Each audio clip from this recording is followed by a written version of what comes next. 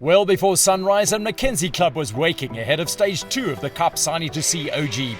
The UCI category men were the early starters as they prepared to tackle a stage that is etched into mountain bike folklore as one of the most exhilarating days of riding imaginable. In the Chivita race leaders' jerseys were Mbuko Chem champs Marco Hubert and Tristan Norkier.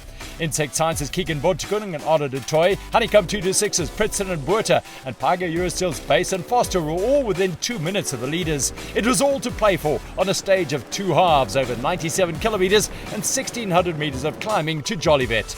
A clear, still and balmy morning was opening up as they charged towards the top of the famed Umkomaas Valley drop.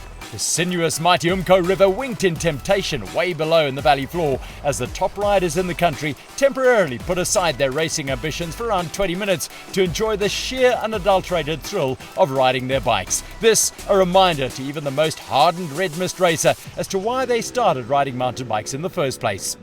On the southern banks of the strong-flowing Umko, they were all back in the racing game. 5 teams and 1 solo rider whose partner had withdrawn. History reflects that this is the day on which the overall race is often decided. The only exit from the valley is the Unitrans iconic climb, 3.5 kilometres of straight-up pain. Momentum is key here. Norkier of leaders Mbuko Kemchamp took the initiative and went all in. Pritson responded and the pair opened a small gap, handling the 24% pitches with supreme skill. Each rider's partner, Vessel Buerta and Marco Hubert, were in the group behind with both Pyga Eurostil riders Base and Foster. The next group had Insect Science's De Toy and Bontekoning, and the second of the Mbuko combinations, Rudy Kuhn, Loert Goosen, and solo rider Omar Wilson around 25 seconds back. Pritson was first to the USN Arch at the summit of the Unitrans iconic, followed by Norkier. The 25-year-old former national road race champion Pritson then pushed on through out of Africa and onto the district road. His partner Buerta was the odd man out in the 5-rider chase group behind. Through Sappy's high flats forest, Base joined Pritson in a bold attack on the front as they tried to put the race leaders under pressure. But it all came to naught, and on the Highball 1 climb, Hubert and Norkier tightened the tourniquet. First to feel a numbing in the legs were Pyga Eurostil. The sharp increase in tempo had Base and Foster digging deep. Insect Science were next to show signs of fatigue, Bontekoning and De Toy losing ground. And then it was Honeycomb 226's who were distanced. Pritson sitting on Buerta's wheel as they try to minimise their losses along the super-fast forest roads. The national marathon champion Buerta emptying his considerable tank along the way. Hubert and Norkier have shown world-class form all season and they were in turbo mode, seizing the opportunity to build on their overall lead and put them in prime position to win the overall in a day's time. Through the muddy forests in the last 5 kilometres, the chasers held nothing back. Pritson and Buerta, and then Base and Foster, who almost took a muddy bath. A super strong ride by Kuhn and Goosen ensured that the Insect Science team had to do all the work in the next group. At the finish at King's Harvest School, Marco Hubert and Tristan Norkier stopped the clock at 3 hours and 20 minutes. Pritson and Norkier were 1 minute and 9 seconds back in second, and Pyga Eurostil a further 2 minutes back for third.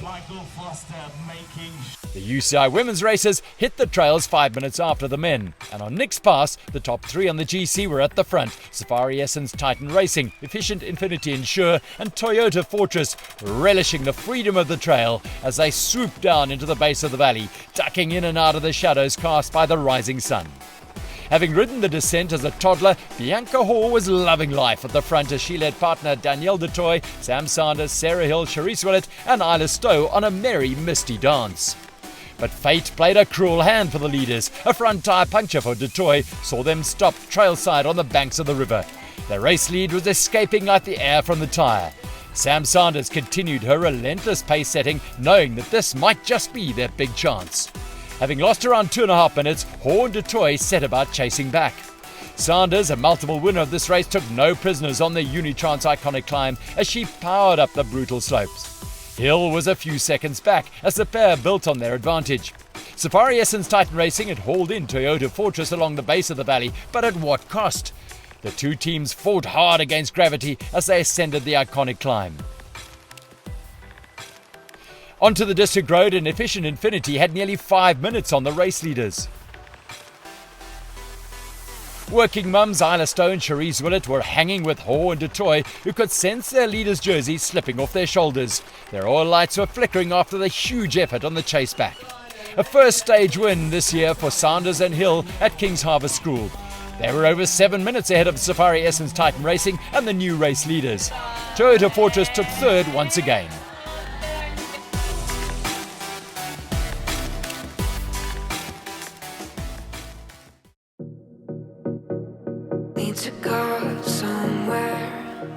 That was an awesome day. I think it was too nice. Awesome tracks, got a bit carried away, and I think potentially going to pay the price today. That's why he's stealing the crab box. Yeah, we went hard yesterday. Stocking up on the crab box. Run away, to run away, to run away, to run away. Way to go! Our youth come in as big a field and as competitive a field as we've had for years.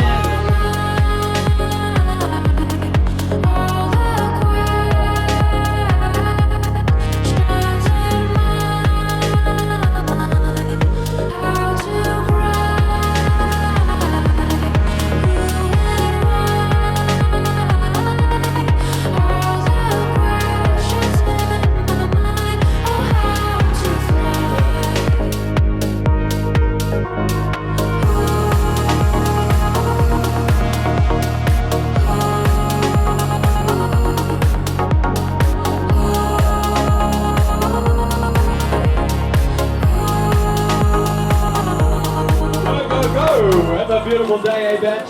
Race hard, look after each other.